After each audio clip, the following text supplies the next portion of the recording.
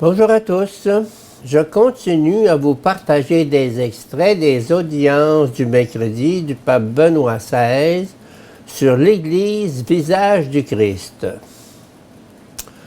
En leur confiant au cours de la scène avant sa passion le devoir de célébrer son mémorial, Jésus indique qu'il voulait transférer à toute la communauté, en la personne de ses chefs, la mission d'être dans l'histoire le signe et l'instrument du rassemblement eschatologique commencé en lui. En un certain sens, nous pouvons dire que précisément la dernière scène est l'acte de fondation de l'Église, car il se donne lui-même et crée ainsi une nouvelle communauté, une communauté unie dans la communion avec lui-même. Le slogan qui était à la mode il y a quelques années, « Jésus oui, l'Église non », est donc totalement inconciliable avec l'intention du Christ. Ce Jésus individualiste choisi est un Jésus de pure fantaisie. Nous ne pouvons pas avoir Jésus sans la réalité qu'il a créée et dans laquelle il se transmet.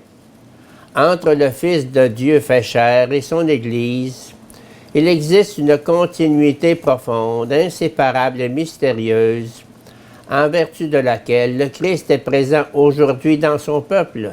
Oui, le Christ est avec nous, le royaume de Dieu vient.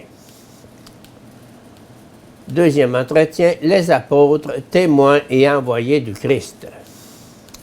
Chers frères et sœurs, la lettre aux Éphésiens nous présente l'Église comme une construction édifiée sur la fondation des apôtres et des prophètes, dont la pierre angulaire est le Christ Jésus lui-même, 2:29.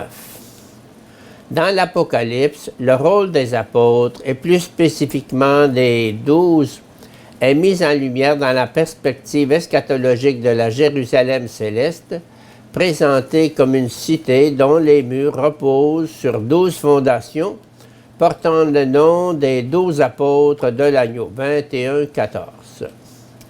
Les évangiles s'accordent à dire que l'appel des apôtres marqua les premiers pas du ministère de Jésus après le baptême reçu du Baptiste dans les eaux du Jourdain.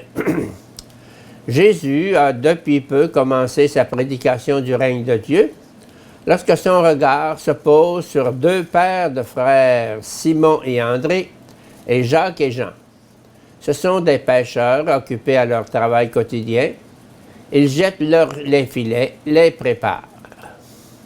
Mais un autre pêche les attend. Jésus les appelle avec décision et ils le suivent aussitôt désormais. Ils seront pêcheurs d'hommes. Marc 1:17, Matthieu 4:19. L'apôtre est un envoyé, mais plus encore un expert de Jésus. C'est précisément cet aspect qui est mis en évidence par l'évangéliste Jean dès la première rencontre de Jésus avec les futurs apôtres. C'étaient des hommes qui attendaient le règne de Dieu, désireux de connaître le Messie, dont la venue était annoncée comme imminente. À la question « Que cherchez-vous ?» ils répondent par une autre question « Rabbi, c'est-à-dire maître, où demeures-tu » La réponse de Jésus est une invitation « Venez et vous verrez » confère Jean 1, 38, 39. Une connaissance directe du Maître commence ainsi pour les disciples.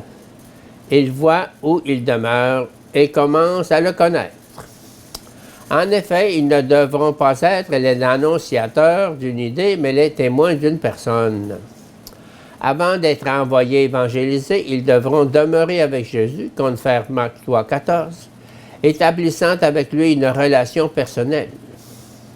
Sur cette base, l'évangélisation ne sera autre qu'une annonce de ce qu'ils ont vécu et une invitation à entrer dans le mystère de la communion avec le Christ, confère 1 Jean 13.